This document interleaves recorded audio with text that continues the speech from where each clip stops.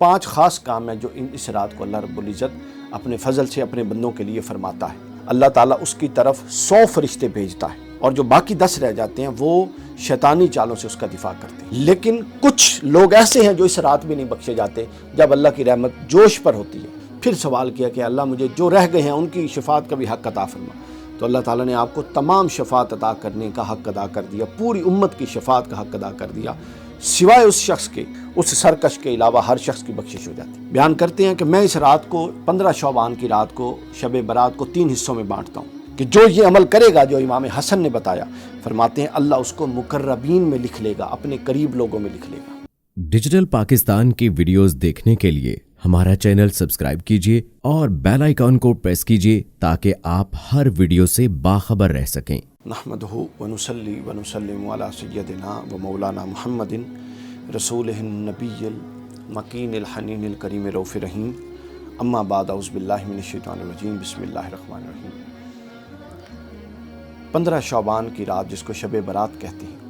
اس حوالے سے آج ہم آپ کی خدمت میں کچھ گزارشات پیش کریں گے۔ دیکھیے، ائمہ محدثین اور انہوں نے احادیث نبوی صلی اللہ علیہ وسلم سے جو پورا اس کے اندر کثیر روایات موجود ہیں، مثلا ترمذی میں موجود ہیں، امام نسائی نے اس کو لیا، حتیٰ کہ اس رات کے بیان پر صحیح مسلم میں حضرت سیدہ عائشہ صدیقہ سے حدیث مروی ہیں، ان تمام کا جائزہ لے کر، اور بعض احادیث میں بھی اس طرح واضح اشارہ ہے کہ بتایا کہ یہ جو رات ہے شب برات، اس کے اندر 5 خصائص ہیں، اس کے 5 خاص کام ہیں جو اس رات کو اللہ رب العزت اپنے فضل سے اپنے بندوں کے لیے فرماتا ہے۔ اس میں پہلا کام یہ ہے کہ اس رات میں ہر حکمت والا کام کر دیا جاتا ہے، جس طرح قرآن مجید میں ہے، سورۃ دخان کی آیت نمبر 2، فیہا یفرق کل امر حکیم، اس رات ہر حکمت والا امر جدا جدا کر کے کر دیا جاتا ہے۔ حکمت والے امر کی تفصیل اگر آپ دیکھیں، امام طبری کی تفسیر دیکھ لیں، امام ابن کثیر کی تفسیر دیکھ لیں، امام بغوی کی تفسیر دیکھ لیں، امام رازی کی تفسیر الکبیر دیکھ لیں، تو تقریباً سب کے، امام قرطبی کو دیکھ لیں، اتفاق ہے کہ حج کس نے کرنا ہے لکھ دیا جاتا ہے، اور پیدا کس نے ہونا ہے لکھ دیا جاتا ہے، وفات کس کی ہونی ہے لکھ دیا جاتا ہے، رزق کس کو کتنا ملنا ہے لکھ دیا جاتا ہے۔ اس نوعیت کے جتنے اہم ترین امور ہیں وہ اللہ رب العزت آج کی رات میں طے فرما دیتا ہے، اور شب قدر جو آئے گی 27ویں رمضان، اس رات وہ ان کے سپرد کر دیتا ہے ملائکہ کے جنہوں نے آگے جا کے اس کو نافذ کرنا ہے۔ دوسری جو اس رات کی خصوصیت ہے وہ یہ ہے کہ اس رات میں عبادت کو اللہ رب العزت اس کا درجہ بہت بلند فرما دیتا ہے، بہت درجہ بلند فرما دیتا ہے۔ حضور علیہ الصلوۃ والسلام نے فرمایا، یہ حدیث پاک جو ہے یہ بہت ساری کتب میں یہ بیان ہوئی ہے، حضور نے فرمایا، قال رسول اللہ من صلی فی ہذہ اللیلۃ 100 رکعۃ ارسل اللہ الیہ ملائکۃ 100 ملک 30 یبشرون بالجنہ۔ جو اس رات، حضور نے فرمایا، اس رات میں 100 رکعت نماز پڑھتا ہے، اللہ تعالیٰ اس کی طرف 100 فرشتے بھیجتا ہے، 30 ملکن 100 ملکن 30 یبشرونہ بالجنہ، اس میں سے 30 اس کو جنت کی بشارت دیتے ہیں، و30 یؤمنونہ من عذاب النار، 30 اس کو جہنم سے بچنے کے لیے دعا کرتے ہیں، اس کو دعائیں دیتے ہیں بچنے کے لیے، و30 یدفعون عن آفات الدنیا، اور 30 اس کو دنیاوی آفات سے بچانے کے لیے کوشش کرتے ہیں، و10 یدفعون عنہ مقاید الشیاطین، مقاید الشیطان، اور جو باقی 10 رہ جاتے ہیں وہ شیطانی چالوں سے اس کا دفاع کرتے ہیں۔ تو گویا اس رات میں جو عبادت ہے وہ اتنے درجہ اختیار کر جاتی ہے، اور پھر اللہ رب العزت اپنی شان کے لائق اس رات میں نزول جلال فرماتا ہے آسمان دنیا پر، اور پھر اللہ رب العزت صدائیں دیتا ہے کہ ہے کوئی مجھ سے مغفرت مانگنے والا میں اس کو مغفرت دوں، ہے کوئی مجھ سے توبہ مانگنے والا میں اس کے گناہ بخشوں، ہے کوئی مجھ سے اولاد مانگنے والا، ہے کوئی مجھ سے رزق مانگنے والا۔ تیسری جو اس رات کی خصوصیت ہے وہ یہ ہے کہ کثرت رحمت الہی کا نزول ہوتا ہے اس رات، اللہ کی رحمت کا اس رات کثرت سے نزول ہوتا ہے، بہت شدید کثرت کے ساتھ اس کا نزول ہوتا ہے۔ فرمایا کہ ان اللہ یرحم امتی فی ہذہ اللیلۃ بعدد شعر اغنام بنی قلب، اللہ رب العزت اتنی رحمت فرماتا ہے کہ اس رات بنو قلب کی بکریوں کے بالوں کے تعداد کی برابر امت کے لوگوں پر رحم فرماتا ہے، یعنی رحم سے مراد ان کی مغفرت فرماتا ہے، بخشش فرماتا ہے، یعنی اللہ کی رحمت اس کثرت سے اترتی ہے۔ اب بالوں کو تو شمار نہیں کیا جا سکتا، قبیلے میں بکریاں کتنی ہیں شمار نہیں کیا جا سکتا، اور تاریخ دان لکھتے ہیں کہ یہ وہ قبیلہ تھا جو کثیر بکریاں اور ہر بکری کثیر بالوں کے لیے معروف تھی، جس کا حضور نے مثال دی۔ چوتھی خصوصیت جو اس رات کی ہے وہ یہ ہے کہ گناہوں کی بخشش اور معافی کا حصول۔ یہ بہت اہم حصہ ہے گفتگو کا، ہماری اصلاح اور ہماری عملی اس کے لیے ہم نے عمل کیا کرنا ہے، ایکچولی ہم نے کیا کرنا ہے۔ فرمایا کہ اس رات اللہ کثرت سے بخشا، ان اللہ تعالی یغفر لجمیع المسلمین فی تلک اللیلۃ، اس رات اللہ بہت سارے مسلمانوں کو بخشتا ہے،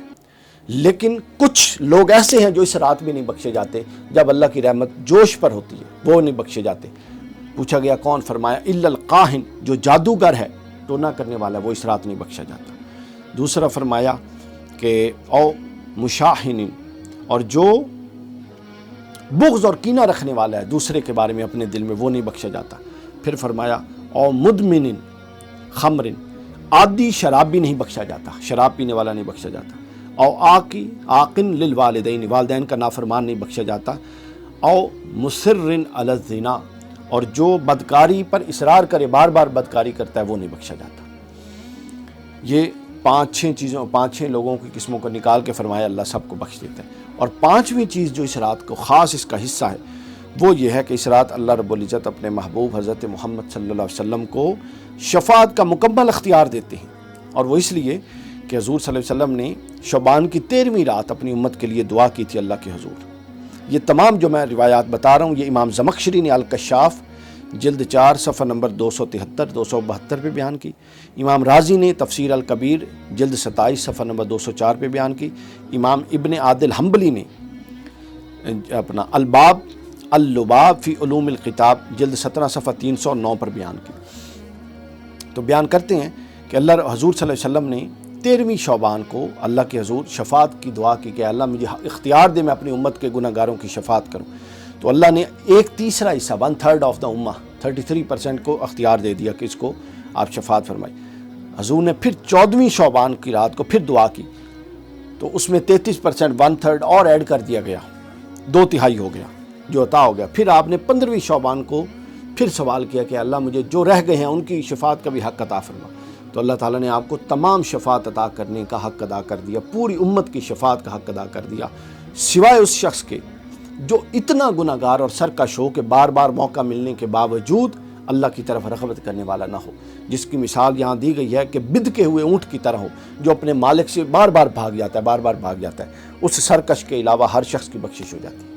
اور ہر شخص حضور کے دامن شفاعت میں آ جائے گا، اس کے لیے شفاعت مانگی جا چکی ہے۔ اسی لیے جلیل القدر تابعی حضرت عطا بن یسار رضی اللہ تعالیٰ عنہ فرماتے ہیں ما من لیلۃ بعد لیلۃ القدر افضل من لیلۃ نصف شعبان، شب قدر کے بعد اگر راتوں میں کوئی افضل ترین رات ہے تو وہ یہ والی رات ہے 15ویں شعبان۔ اگلا حصہ جو ہے صحابہ کرام کے معمولات کیا تھے۔ لوگ اصل میں ہمارے ہاں افراط و تفریط بہت ہے، اللہ کا نام لینے کے لیے بھی پابندیاں ہیں کہ نہیں اس رات جاگنا حرام ہے، یہ کرنا حرام ہے۔ یار کچھ خدا کا خوف کریں، اگر چلیں کوئی بہانہ بن ہی گیا اللہ کا ذکر کرنے کا تو کرنے دیں جو کر رہا ہے،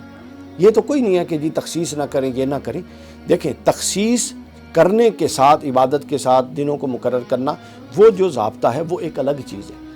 اب مثلا میں کوئی طے کر لیتا ہوں جی میں ہفتے کو بیٹھ کے میرے پاس ٹائم ہوتا ہے میں اللہ کا ذکر کیا کروں گا اور میں اس کی روٹین بنا لیتا ہوں، تو یہ تو منانی نہ ہو سکتی، یہ تو سادہ سی بات ہے۔ اب بہت سارے صحابہ کرام سے اس رات کے معمولات مروی ہیں، جیسا کہ میں نے عرض بھی کر گیا، حدیث صحیحہ، حدیث ترمذی، نسائی، سب کے اندر۔ حضرت علی سے سن لیجیے، حضرت علی سے روایت ہے، ابن جوزی نے التبصرۃ میں اس کو بیان کیا، فرماتے ہیں کہ مجھے یہ پسند ہے کہ میں 4 راتوں میں، حضرت علی فرماتے ہیں 4 راتوں میں آدمی خود کو دنیاوی مصروفیات سے الگ کر کے عبادت الہی کے لیے فارغ کر لے، ان میں سے ایک رات یہ ہے 15ویں شعبان۔ حضرت امام حسن علیہ السلام جو حضرت علی کے صاحبزادے ہیں، ان سے کسی نے پوچھا کہ مجھے بتائیے امام حسن 15 شعبان کی رات کیا ہے؟ یہ آپ سن لیجئے، یہ پورا امام حسن نے لائے عمل دے دیا۔ حضرت امام حسن علیہ السلام کی اس بات کے بعد میں کوئی بات نہیں کروں گا، آپ لوگ خود ساری بات سمجھ جائیں گے۔ انہوں نے 3 باتیں فرمائیں اور پورا قصہ تمام کر دیا، ہر اعتراض اٹھ جاتا ہے۔ حضرت امام حسن علیہ السلام نے بیان فرمایا، جس کو امام سخاوی نے بیان کیا القول البدیع میں صفحہ نمبر 207، بیان کرتے ہیں کہ میں اس رات کو 15 شعبان کی رات کو شب برات کو 3 حصوں میں بانٹتا ہوں۔ ایک حصہ اپنے نانا پر درود پڑھتا ہوں، کیونکہ قرآن کا حکم ہے یا ایھاالذین آمنوا صلوا علیہ وسلموا تسلیما. ساتھ آپ نے آیت پڑھ کے دلیل دی، کیونکہ قرآن کا حکم ہے، میں اس حکم کے تحت رات کا تیسرا حصہ درود پاک میں گزار دیتا ہوں، تو آپ بھی رات کا تیسرا حصہ درود پاک میں گزاریے. دوسرے حصے میں آپ نے فرمایا کہ میں اللہ سے استغفار کرتا ہوں، اور پھر آپ نے فرمایا وما کان اللہ معذبہم وہم یستغفرون، کہ اللہ خود فرماتا ہے سورہ انفال میں کہ میں ایسی حالت میں لوگوں پر عذاب نہیں بھیجوں گا جب کہ وہ مجھ سے استغفار کر رہے ہیں. لہٰذا میں اللہ کے حضور استغفار کرتا ہوں رات کا دوسرا حصہ. تو آپ بھی رات کا دوسرا حصہ استغفار میں گزاریے. تیسرا حصہ آپ نے فرمایا میں نماز پڑھتا ہوں، کیونکہ اللہ کا فرمانا وسجد